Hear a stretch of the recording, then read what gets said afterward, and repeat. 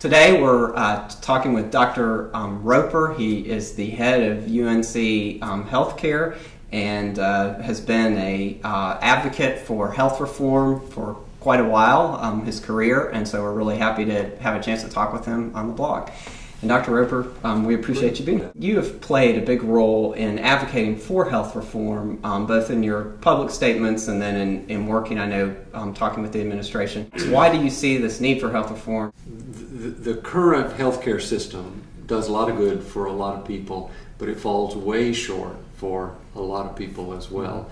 And we can do better. We just can do better. And one thing I know you've been involved in a lot in your career is this idea that you should do a lot more research than we do now and compare the effectiveness of different healthcare treatments and surgery, drugs, Sure. whatever, see what works, what doesn't, and use more of what works. Sounds like a pretty simple idea. Why is it so complicated? Well, it's complicated from a methodological point of view, and it's also complicated from what I'd call a political point of view.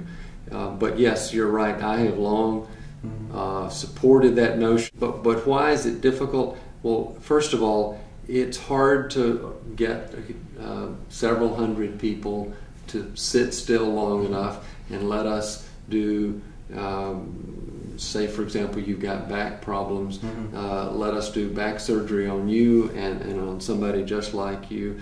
We'll not do back surgery, and then we'll follow you each for 5 years and see whether surgical treatment or medical treatment has the better outcomes.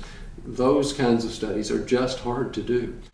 But I think the much greater issue that deserves to be heard and heeded is we as Americans are fiercely resisting the notion that anybody will hamper our ability to get the care that we may think we need, or to tell us what to do, or tell our doctor what to do. And the dirty little secret of comparative effectiveness research, which is the fancy name for this thing you and I are just now talking about, the dirty little secret is the results from that research, if it's going to have any effect in improving care and lowering costs, is going to substantially, even dramatically, change the way care is given. So back to my example, if we did that study and it showed that back surgery doesn't much help, and that's true. Right. And if it said that the better thing to do is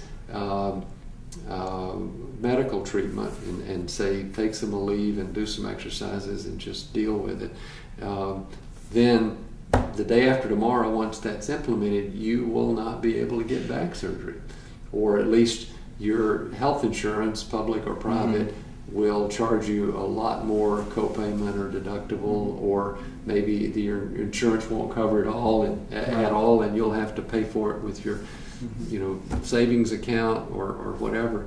And talk about making people angry and upset. I remember very vividly, actually, as a law student here at Carolina, I did a paper about the bone marrow transplants for breast cancer. I was involved in that. I was then at Prudential Healthcare, and I was the national medical director for the company, and we took a skeptical view of the notion that women with widely metastatic terminal breast cancer would be benefited by having high-dose chemotherapy and bone marrow transplantation. So we said no until proven otherwise. And boy, we took a lot of heat for that. Well, I actually wrote a paper saying how bad it was that you all were doing that. And there was a guy at Duke, maybe he's still there, but there was a guy at Duke who was sort of the country's mastermind of that therapy.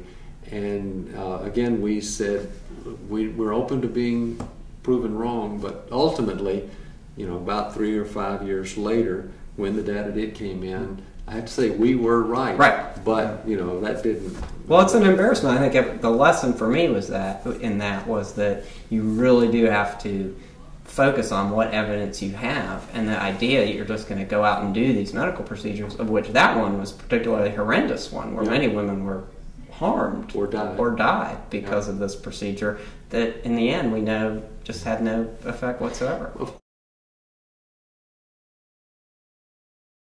Many doctors, my colleagues, they're not evil people, but the way the current system works, they have an incentive to do more. And I just think that system should not be there. That is an outgrowth of our unbundled payment in a fee-for-service environment for most of healthcare. And I think we'd be far better off if we bundled payment either for a whole episode of care or for care of a person for a month or a year. How would that work in practice exactly? Say for an episode of care, someone comes into the hospital and they are having chest pains or something. Yeah. How would this work? Well, what has to happen is not only does the payment have to get bundled, you have to have a mechanism for distributing the money from that bundle so that I, as CEO of UNC Health Care, get your wallet, and then I give $10 to the surgeon, and I give $5 to the internist, and I give $5 to the radiologist, and whatever. We can work out those details. But the other thing that is required is that organizations like UNC Health Care need to exist. That is, organized systems of care. Like you said at the start, that there hasn't been enough focus on cutting costs. And it was interesting, we've been looking at Massachusetts a lot because they actually have got almost everybody covered, and now they're struggling with cutting costs. And I recently took a look at a study that the RAND consulting group did for the state, which went through all these different options for cutting costs, and they said, boy, there are all these things we can do, and you should be doing them. But it's really tough. We don't know. We're not sure exactly what's going to work. There's no magic bullet. I know the RAND study you're talking about, and I do think that is fundamentally right.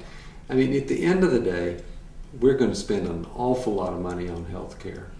And, I can only half-jokingly say that's okay. As a citizen, and I freely confess my vested interest, but I'm not, as a citizen, outraged at the notion that we're going to spend a lot of money on health care.